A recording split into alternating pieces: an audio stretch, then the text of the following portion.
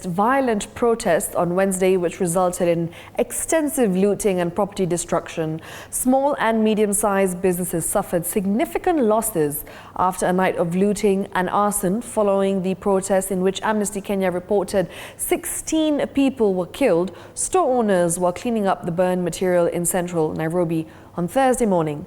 Mike Kaguongo reports. As thousands of Kenyans took to the streets on Wednesday to mark the anniversary of the deadly demonstrations a year ago, a section of goons who masqueraded as protesters were making merry, reaping where they had not sowed yet.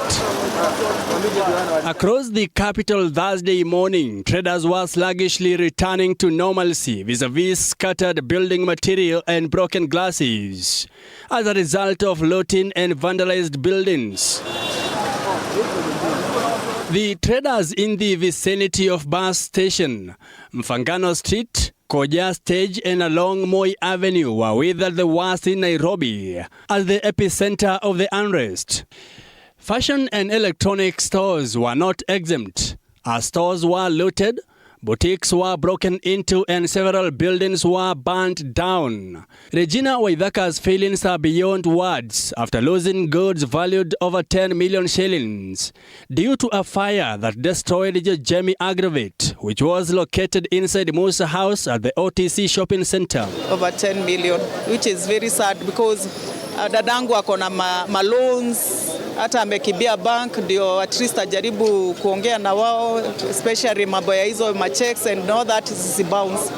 Juu sasa things are bad. The violence affected businesses in several other shops.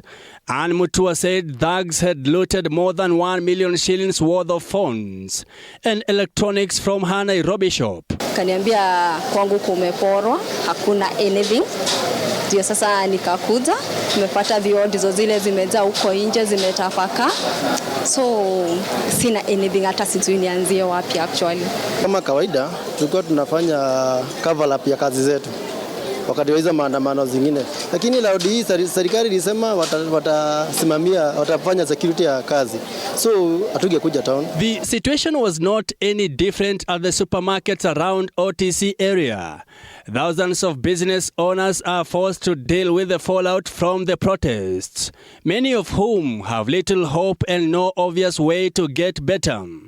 This after Interior CS Kipchumba Murkomen remained pessimistic on compensating the affected individuals. Unfortunately, the people of Kenya through Parliament have not put aside budget for compensating those whose properties are destroyed and looted through such occasions. And we do not have budgetary allocation as a government to do so.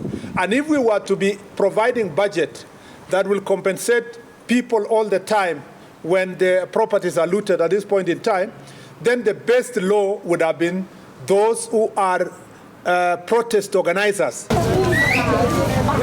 25 youths arrested during Wednesday's Gen Z protest in Kerogoya were on Thursday arraigned in court and charged with unlawful assembly.